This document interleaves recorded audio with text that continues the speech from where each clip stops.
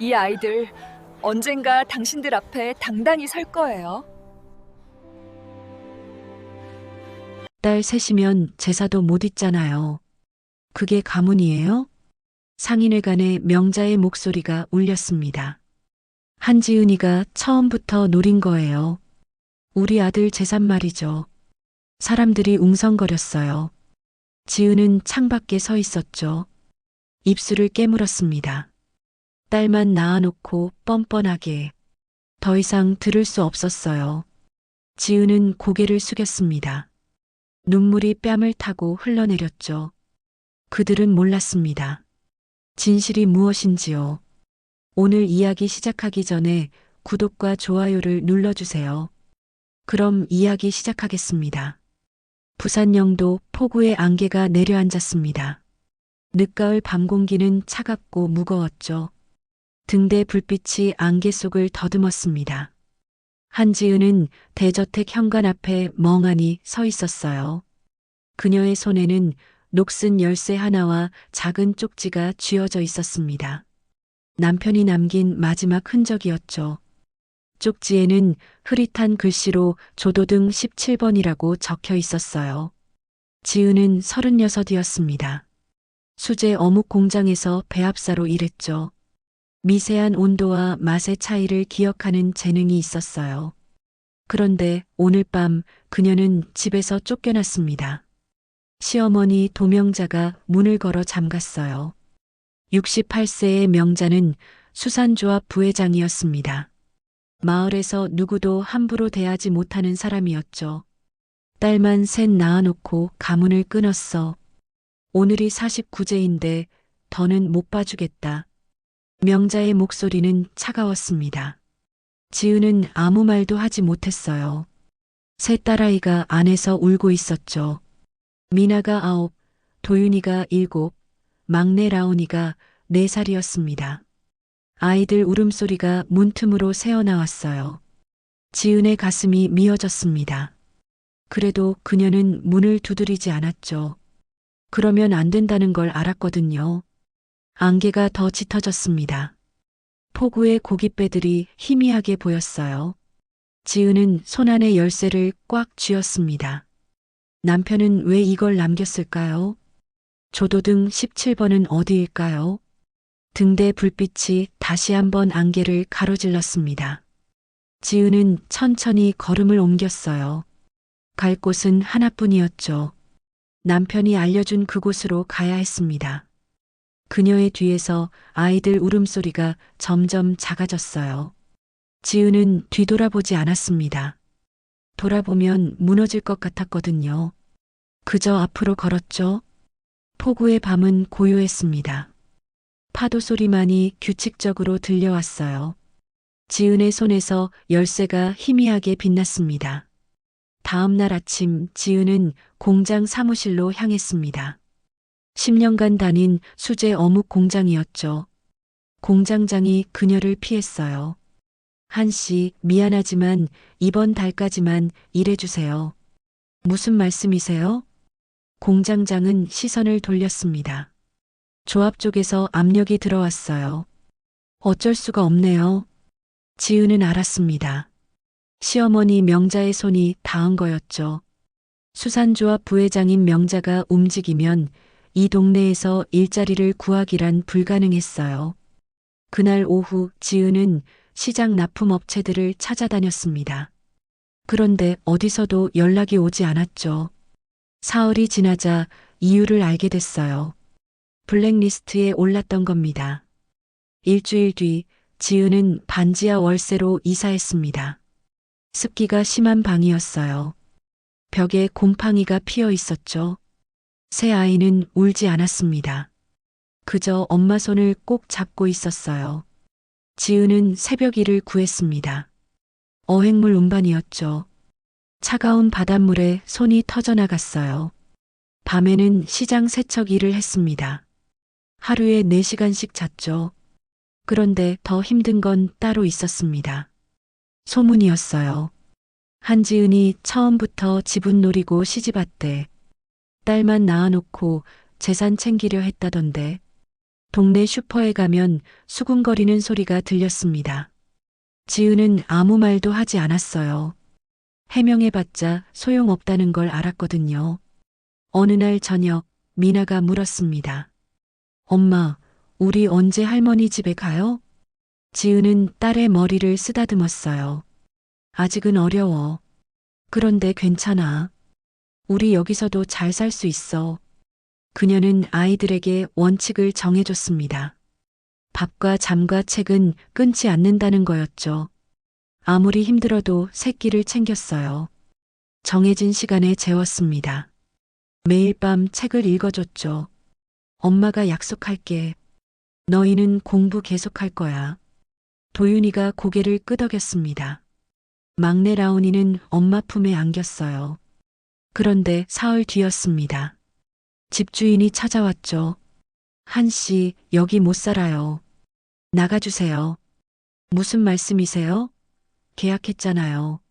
집주인은 미안하다는 표정이었습니다. 조합 쪽에서 연락 왔어요. 나도 장사해야 하는데 어떡해요. 지은은 멍하니 서 있었습니다. 이건 단순한 일이 아니었어요. 명자는 그녀를 완전히 무너뜨릴 작정이었죠. 밤이었습니다. 지은은 창밖을 바라봤어요. 안개가 다시 내려앉고 있었습니다. 그녀의 손에는 여전히 녹슨 열쇠가 쥐어져 있었죠. 조도등 17번. 이제 그곳밖에 남지 않았습니다. 상인의 원래 모임이 열리는 날이었습니다. 지은은 그날 저녁 시장 세척 일을 마치고 나왔어요. 골목 끝 상인회관 앞을 지나가는데 익숙한 목소리가 들렸습니다. 딸 셋이면 제사도 못 잊잖아요. 그게 가문이에요? 시어머니 명자의 목소리였죠. 회관 창문이 열려 있었어요. 지은은 발걸음을 멈췄습니다. 한지은이가 처음부터 노린 거예요. 우리 아들 재산 말이죠. 상인의 사람들이 웅성거렸습니다. 그런데 아무도 명자를 말리지 않았어요. 수산조합 부회장 앞에서 누가 감히 입을 열겠습니까? 지은은 고개를 숙였습니다. 그리고 천천히 그 자리를 벗어났죠. 뒤돌아보지 않았어요. 참아야 했거든요. 사흘 뒤 구청에서 연락이 왔습니다. 아동복지 신고가 접수됐다는 거였어요. 한지은 씨 생활조사 나갑니다. 다음 주 화요일 오전에 방문할게요. 담당자의 목소리는 무덤덤했습니다. 지은은 전화를 끊고 멍하니 앉아 있었어요. 누군가 신고한 겁니다. 아이들을 제대로 돌보지 못한다고요. 같은 날 오후 집주인이 또 찾아왔습니다. 한씨, 월세 밀렸어요. 이번 달 안에 못 주면 나가야 해요. 일주일만 더 주세요. 제발요. 집주인은 고개를 저었어요. 나도 사정이 있어요. 미안하지만 어쩔 수 없어요. 지은은 그날 밤 잠을 이루지 못했습니다. 머릿속이 복잡했어요. 일자리는 끊겼고 집도 잃게 생겼죠. 아동복지 조사까지 들어오면 아이들을 빼앗길 수도 있었습니다. 그런데 이대로 무너질 수는 없었어요. 지은은 결심했습니다. 직접 일을 만들기로요. 일주일 뒤 지은은 새벽 분식 카트를 시작했습니다. 시장 입구였죠. 떡볶이와 튀김을 팔았어요. 그런데 다른 카트와는 달랐습니다. 메뉴판에 원가를 적어 놓았어요. 알레르기 유발 식품도 표시했죠. 열량표까지 붙였습니다. 손님들이 신기해했어요. 여기 깨끗하네요. 알레르기 표시까지 해놨어. 요즘 보기 드문데. 조금씩 손님이 늘었습니다. 지은은 새벽 4시부터 준비했어요. 식재료를 직접 손질했죠. 기름을 매일 갈았습니다. 그런데 사흘째 되는 날이었어요. 카트 앞에 누군가 쪽지를 붙여놨습니다. 계산녀가 장사한다. 조심하세요. 지은은 쪽지를 떼어냈습니다. 손이 떨렸어요. 그래도 장사를 계속했죠. 다음 날도 쪽지가 붙었습니다. 그 다음 날도요. 손님이 줄어들기 시작했어요. 소문이 다시 퍼진 겁니다. 지은은 악착같이 버텼죠. 그런데 일주일 뒤 위생 단속반이 나왔습니다. 허가증 확인할게요. 여기 있습니다. 단속반은 꼼꼼히 살폈어요. 트집을 잡으려는 눈빛이었죠. 그런데 흠잡을 데가 없었습니다. 지은은 모든 서류를 완벽하게 준비했거든요. 깨끗하게 하시네요. 단속반이 돌아갔습니다. 지은은 안도했어요. 그런데 그날 저녁 상인회에서 연락이 왔습니다. 한 씨, 이 자리는 조합원 우선이에요. 자리 비워주세요. 저도 신청했는데요. 반려됐어요. 다른 데서 하세요. 지은은 전화를 끊었습니다. 명자의 손이 또 닿은 거였죠. 이제 카트 자리마저 빼앗긴 겁니다. 밤이었습니다. 지은은 반지하 방에 혼자 앉아 있었어요. 아이들은 잠들었죠. 그녀는 서랍에서 남편의 쪽지를 꺼냈습니다. 조도등 17번. 숫자가 자꾸 머릿속을 맴돌았어요. 17번은 어디일까요? 남편은 왜 이걸 남긴 걸까요? 창밖으로 안개가 보였습니다. 폭우의 등대 불빛이 희미하게 깜빡였어요. 지은은 쪽지를 가슴에 꼭 안았습니다. 이제 그곳으로 가야 할 시간이었죠. 어둠 속에서 그녀는 홀로 남아 있었습니다. 보험회사에서 우편물이 도착했습니다. 지은은 봉투를 뜯었어요. 남편의 사망보험 관련 서류였죠. 내용을 읽는 순간 지은의 손이 멈췄습니다. 수익자 변경 서류가 들어 있었어요. 남편이 사망하기 한 달 전에 작성한 거였죠. 수익자는 지은이 아니었습니다. 시어머니 명자였어요. 이게 무슨... 지은은 서류를 다시 읽었습니다. 틀림없었어요. 남편의 서명까지 있었죠. 그런데 이상했습니다. 남편은 그런 말을 한 적이 없었거든요. 다음 날 지은은 보험회사를 찾아갔습니다. 확인 부탁드려요. 이 서류가 정말 맞나요? 담당자는 고개를 끄덕였어요. 네, 본인이 직접 작성하신 겁니다. 그럴 리가 없어요. 남편이 저한테 아무 말도 안 했거든요. 담당자는 난처한 표정을 지었습니다. 그래도 서류가 있으니까요. 법적으로 문제 없습니다. 지은은 힘없이 돌아섰어요. 보험금마저 명자에게 넘어간 겁니다. 마지막 희망이 사라졌죠. 그날 저녁 비가 내렸습니다. 반지하 방 천장에서 물이 새기 시작했어요. 처음에는 한 방울이었죠. 그런데 점점 많아졌습니다. 엄마, 물이요. 미나가 소리쳤어요. 지은이 달려갔습니다. 아이들 책이 놓인 선반 위로 물이 떨어지고 있었죠. 지은은 급히 책들을 옮겼습니다. 그런데 이미 늦었어요. 절반 이상이 젖어 있었죠. 미나가 아끼던 동화책도요. 도윤이의 수학 문제집도요. 괜찮아. 말릴 수 있어. 지은은 책들을 하나씩 펼쳐 놓았습니다. 아이들이 울먹였어요. 지은은 그저 웃어 보였죠. 그런데 눈물이 나올 것 같았습니다.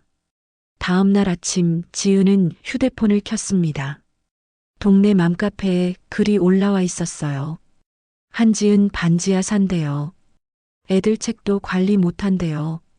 양육 불가 아닌가요? 신고해야 하는 거 아니에요? 댓글이 수십 개 달려 있었습니다. 지은은 휴대폰을 내려놓았어요. 손이 떨렸죠. 집주인이 또 찾아왔습니다. 한 씨, 누수 보수 비용 내야 해요. 천장 공사비요. 제 잘못이 아니잖아요. 계약서 확인해봐요. 세입자 부주의로 인한 손상은 세입자가 책임지기로 돼 있어요. 지은은 계약서를 꺼냈습니다. 정말 그렇게 적혀 있었어요. 명자가 소개한 집이었죠. 처음부터 계획된 일이었습니다. 그날 밤 지은은 방바닥에 주저앉았습니다. 아이들은 잠들었어요. 그녀는 소리 없이 울었죠. 모든 게 무너졌습니다. 일도요. 집도요. 보험금도요. 이제 남은 건 빚뿐이었어요. 왜 이러는 거예요? 제가 뭘 잘못했어요? 지은은 두 손으로 얼굴을 감쌌습니다. 분노와 무력감이 밀려왔어요. 숨이 막혔죠. 그런데 그때였습니다. 서랍 속에서 뭔가 빛났어요. 지은은 고개를 들었습니다. 남편이 남긴 열쇠였죠. 지은은 열쇠를 집어들었습니다. 녹이 슬어 있었어요. 그런데 묵직했죠. 쪽지도 함께 꺼냈습니다. 조도등 17번. 17번. 지은은 천천히 일어났습니다. 눈물을 닦았어요. 남편은 분명 이유가 있어서 이걸 남긴 겁니다. 창밖으로 폭우가 보였습니다. 등대 불빛이 깜빡이고 있었어요. 조도등은 폭우 창고 지역에 있었죠. 17번 보관함을 확인해야 했습니다. 지은은 열쇠를 꽉 쥐었습니다. 손에 땀이 났어요. 가슴이 두근거렸죠. 이제 알아야 해. 그녀의 눈빛이 달라졌습니다. 무너진 사람의 눈이 아니었어요. 다시 일어서기로 결심한 사람의 눈이었죠. 지은은 코트를 걸쳤습니다. 시계를 봤어요. 새벽 4시였죠. 폭우로 갈 시간이었습니다. 문을 열고 나갔습니다. 안개가 자욱했어요. 그녀는 뒤돌아보지 않고 걸었습니다. 열쇠를 쥔 손에 힘이 들어갔죠. 등대 불빛이 그녀를 비췄습니다. 폭우 창고 지역은 고요했습니다. 지은은 조도등 건물 앞에 섰어요. 낡은 철문이 삐걱거렸죠. 17번 보관함은 맨 아래층에 있었습니다. 지은은 열쇠를 꺼냈어요. 손이 떨렸죠. 열쇠 구멍에 넣었습니다. 찰칵. 문이 열렸어요. 지은은 안을 들여다봤습니다. 작은 상자 하나가 놓여 있었죠. 상자를 열었습니다. 서류 뭉치가 나왔어요. 그리고 USB 하나요. 지은은 서류를 펼쳤습니다. 수산조합 담합 장부였어요. 명자의 서명이 선명하게 찍혀 있었죠. 로비 내역도 적혀 있었습니다. 다음 서류를 봤어요. 교육펀드 지분 증서였죠. 미나, 도윤, 라운. 새 아이 이름이 적혀 있었습니다. 소액이었지만 장기로 설정돼 있었어요. 마지막은 보험 원본 스캔 파일이었습니다. USB에 담겨 있었죠. 수익자 변경 서류의 위조 정황이 담긴 거였어요. 지은은 주저앉았습니다.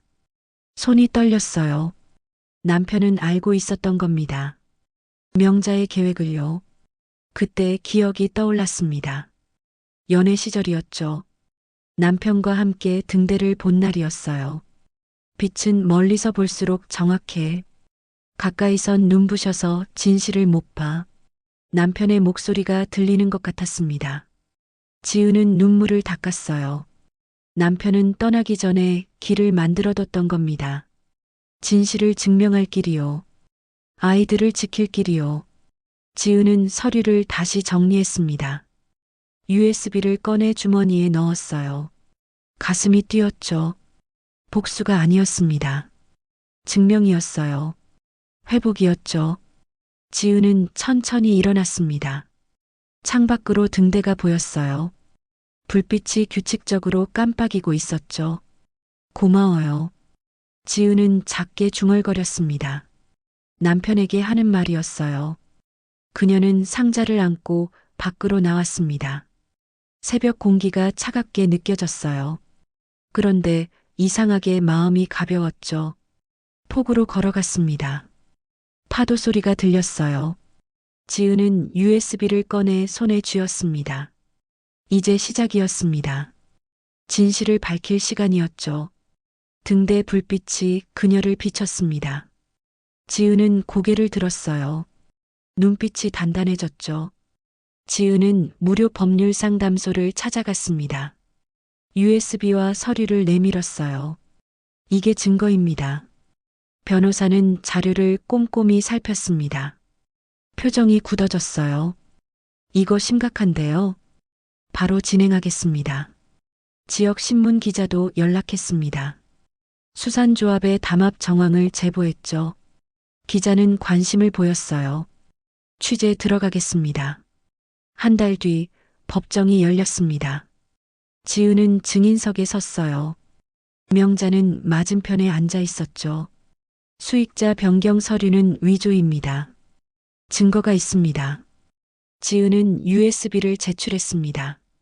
보험 원본 스캔 파일이었어요. 남편의 원래 서명과 변경된 서류의 서명이 달랐죠. 명자의 얼굴이 굳었습니다. 변호사가 항변했어요. 증거가 불충분합니다. 그런데 다음 증인이 나왔습니다. 보험회사 전 직원이었어요. 도명자 씨가 압력을 넣었습니다. 서류를 바꾸라고요. 법정이 술렁였습니다. 명자는 고개를 숙였어요. 판사가 판결을 내렸습니다. 수익자 변경은 무효입니다. 보험금은 한지은 씨에게 돌아갑니다.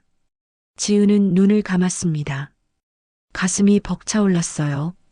일주일 뒤 신문에 기사가 났습니다. 수산조합 담합 의혹이었죠. 명자의 로비 내역이 상세히 보도됐어요. 조합은 명자를 직위 정지시켰습니다. 마을 사람들이 웅성거렸죠. 그런데 이번엔 명자를 향한 목소리였어요. 지은은 보험금을 받았습니다. 큰 돈이었어요. 그런데 그녀는 사치를 부리지 않았죠. 딸 셋을 위한 계획을 세웠습니다. 바다, 사람, 생명을 주제로 한 교육이었어요. 장학금을 마련했죠. 독서 루틴을 만들었습니다. 봉사 일정도 짰어요. 너희는 응급처치를 배울 거야. 도서관에서 책도 읽고요. 해양환경 봉사도 할 거예요. 미나가 물었습니다. 우리가 할 수 있을까요? 지은은 딸의 손을 잡았어요. 당연하지. 엄마가 도와줄게. 주말이 되자 지은은 아이들과 함께 포구에 부스를 차렸습니다. 무료 건강 체크였어요. 체온을 재고 맥박을 확인했죠. 손 씻기 교육도 했습니다. 할아버지, 체온 정상이세요. 손은 이렇게 씻으시면 돼요. 미나가 노인에게 말했습니다. 노인은 웃었어요. 착하네, 착해. 도윤이는 맥박을 재는 법을 알려줬습니다. 라온이는 손 씻기 포스터를 들고 있었어요. 마을 사람들이 하나둘 모여들었습니다. 지은은 아이들을 바라봤어요. 가슴이 따뜻해졌죠. 저 멀리 명자가 보였습니다. 그녀는 부스를 물끄러미 바라보고 있었어요. 얼굴에는 아무 표정이 없었죠. 지은은 명자를 향해 고개를 숙였습니다. 조롱이 아니었어요. 인사였죠. 명자는 고개를 돌렸습니다. 그리고 천천히 걸어갔어요. 등이 굽어 있었죠. 무너진 사람의 뒷모습이었습니다. 지은은 다시 아이들에게 시선을 돌렸습니다. 미나가 웃고 있었어요. 도윤이도요. 라온이도요. 엄마, 다음 주말에도 올 거죠? 물론이지. 지은은 딸들을 안았습니다. 파도 소리가 들렸어요. 등대 불빛이 깜빡이고 있었죠. 피가 아닌 선택이 가문을 잇는다는 걸 그녀는 이제 알았습니다. 15년이 흘렀습니다. 부산영도 포구는 여전히 그 자리에 있었어요. 등대도요. 파도 소리도요. 그런데 많은 것이 달라져 있었죠. 한지은은 51살이 됐습니다. 머리에 흰머리가 섞였어요. 그런데 표정은 밝았죠. 그녀는 여전히 포구에서 일했습니다. 수제 어묵 공장의 책임 배합사였어요. 어느 봄날 오후였습니다. 병원에서 연락이 왔어요. 어머니, 저희 오늘 퇴근해요. 미나의 목소리였죠. 24살이 된 미나는 응급의학과 레지던트였습니다. 바다 조난 트라우마 환자 초기 대응 전문가였어요. 얼마 전 해양구조대와 협력 시스템을 제안해 주목받았죠. 도윤이랑 라온이도 같이 가요. 도윤이는 22살이었습니다. 소아청소년과 인턴이었죠. 취약가정 아이들을 위한 모바일 진료버스를 기획하고 있었어요. 막내 라온이는 19이었습니다. 의학과 2학년이었죠. 데이터 의학 트랙을 선택했어요. 지역 전염병 조기 탐지 모델을 연구하고 있었습니다. 세 딸 모두 흰 가운을 입게 됐습니다. 지은은 가끔 믿기지 않았어요. 15년 전 반지하 방에서 젖은 책을 말리던 그 아이들이요. 저녁 무렵 집 앞에 검은 승용차가 섰습니다. 뒷좌석에서 누군가 내렸어요. 명자였습니다. 83세가 된 명자는 지팡이를 짚고 있었어요. 허리가 굽었죠. 얼굴에는 주름이 깊게 패여 있었습니다. 지은은 문을 열었습니다. 명자와 눈이 마주쳤어요. 들어오세요. 명자는 천천히 걸어 들어왔습니다. 거실 소파에 앉았죠. 한참 동안 아무 말이 없었어요. 지은 씨, 명자의 목소리가 떨렸습니다. 사과하러 왔어요. 지은은 가만히 앉아 있었어요. 명자는 계속 말했죠. 15년 전에 한 짓이 잘못됐어요. 피로젠 정의는 오판이었어요. 명자는 소파에서 일어났습니다. 그리고 무릎을 꿇었어요. 용서해 주세요. 지은은 명자를 바라봤습니다. 감정이 복잡했어요. 분노도 있었죠. 슬픔도 있었어요. 그런데 이상하게 연민도 느껴졌습니다. 일어나세요. 명자가 고개를 들었어요. 눈가가 젖어 있었죠. 지은은 천천히 말했습니다. 용서는 할 수 있어요. 그런데 조건이 있어요. 뭐든지 하겠어요. 첫째, 여학생 의대 장학금을 만드세요. 조합 명의로요. 명자가 고개를 끄덕였습니다. 둘째, 도서비와 실습비를 지원하세요. 가난한 학생들 위해서요. 알겠어요. 셋째, 수산시장 가격과 위생 데이터를 공개하세요. 투명하게요. 명자는 잠시 망설였습니다. 그런데 곧 대답했어요. 그렇게 하겠어요. 지은은 명자의 손을 잡았습니다. 일어나세요. 이제 괜찮아요. 명자가 일어났습니다. 두 사람은 한동안 서로를 바라봤어요. 고마워요. 명자가 작게 말했습니다. 그리고 천천히 밖으로 나갔죠. 한 달 뒤 수산조합에서 발표가 있었습니다. 등대장학금이 신설됐어요. 여학생 의대 진학자를 우선 지원하는 장학금이었죠. 시장 위생 지표 대시보드도 공개됐습니다. 누구나 실시간으로 확인할 수 있었어요. 가격 정보도 투명하게 공개됐죠. 마을이 조금씩 바뀌기 시작했습니다. 젊은 여성들이 수산업에 관심을 보였어요. 장학금 덕분이었죠. 시장도 깨끗해졌습니다. 어느 주말이었습니다. 지은은 세 딸과 함께 포구를 걸었어요. 미나가 말했죠. 엄마, 우리 잘 컸죠? 지은은 웃었습니다. 당연하지. 너희는 엄마 자랑이야. 도윤이가 물었어요. 할머니는 요즘 어때요? 괜찮으시대. 조합일은 다 정리하셨어. 라온이가 지은의 팔을 잡았습니다. 엄마 고생 많았어요. 지은은 막내를 안았어요. 가슴이 벅차올랐죠. 등대 불빛이 깜빡이고 있었습니다. 파도가 밀려왔다 밀려갔어요. 지은은 하늘을 올려다봤습니다. 고마워요. 남편에게 하는 말이었죠. 15년 전 남긴 열쇠 하나가 모든 걸 바꿔놨습니다. 지은은 딸들과 함께 천천히 걸었어요. 안도와 해방감이 온몸에 퍼졌습니다. 이제 괜찮았어요. 정말로요. 포구의 봄은 따뜻했습니다. 6개월 뒤 영도 포구의 새로운 의원이 문을 열었습니다. 등대 의원이었어요. 지은과 세 딸이 함께 만든 곳이었죠. 야간 진료와 건강 교육을 겸했습니다. 어부들과 시장 상인들을 위한 곳이었어요. 의원 로비에는 특별한 액자가 걸려 있었습니다. 녹슨 열쇠와 17이라고 새겨진 금속 태그였죠. 아래 문구가 적혀 있었어요.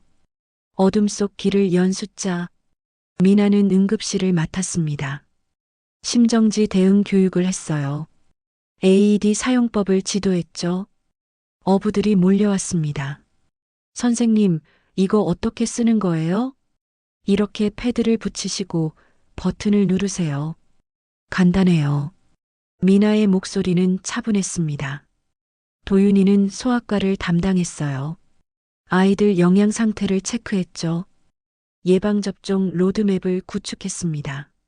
취약가정 아이들이 무료로 검진받을 수 있었어요.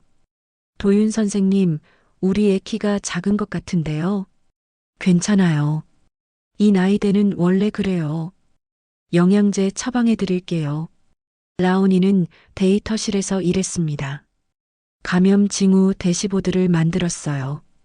어시장 근로자들의 체온과 증상을 비식별로 수집했죠. 경보등 시스템과 연동했습니다. 체온 이상자가 3명 이상 발견되면 자동으로 알림이 가요. 라온이가 화면을 가리켰습니다. 지은은 고개를 끄덕였어요. 어느 저녁이었습니다. 지은은 세 딸과 함께 로비에 앉아 있었어요. 창밖으로 등대가 보였죠. 엄마, 피곤하지 않으세요? 미나가 물었습니다. 지은은 고개를 저었어요. 전혀. 오히려 행복해. 도윤이가 엄마 손을 잡았습니다. 우리도요. 지은은 눈가가 뜨거워졌어요. 지난 시간들이 떠올랐죠. 반지하 방이요. 젖은 책이요. 명자의 차가운 목소리요. 그런데 이제는 괜찮았습니다. 모든 게 지나갔어요. 너희 알아? 지은이 말했습니다. 우릴 이은 건 혈통이 아니야. 손을 내민 선택들이었어. 세 딸이 엄마를 바라봤어요. 지은은 계속 말했죠. 아빠가 열쇠를 남긴 것도 선택이었고, 내가 너희를 포기하지 않은 것도 선택이었어. 너희가 의사가 된 것도요. 미나가 눈물을 닦았습니다. 도윤이도요. 라온이도요. 그러니까 기억해. 어떤 상황에서도 선택할 수 있어. 어둠 속에서도 손을 내밀 수 있어. 밤이 깊었습니다. 야간 순찰 진료 시간이었어요. 세 딸이 흰 가운을 입었습니다. 가방을 챙겼죠. 지은이 문을 열어줬어요. 조심해서 다녀와. 네, 엄마. 세 딸이 폭으로 나갔습니다. 등대 불빛이 그들을 비췄어요. 불빛은 멀리 퍼져나갔죠. 지은은 창가에 섰습니다. 딸들의 뒷모습을 바라봤어요. 가슴이 벅찼습니다. 등대는 여전히 빛을 비추고 있었습니다. 어둠 속에서도요. 파도가 밀려왔다 밀려갔어요. 지은은 작게 미소 지었습니다. 손을 흔들었죠. 폭우의 밤은 따뜻했습니다. 가문을 잇는 건 피가 아니라 선택입니다. 어둠 속에서도 손을 내밀 수 있는 용기, 포기하지 않는 사랑, 그리고 진실을 향한 믿음이 진짜 유산이죠. 딸이든 아들이든 중요한 건 어떤 사람으로 성장하느냐입니다. 여러분도 힘든 순간이 오면 기억하세요. 당신에게도 열쇠가 있다는 것을요. 그럼 지금까지 이야기꾼 드라마였습니다. 구독, 좋아요 눌러주세요. 감사합니다.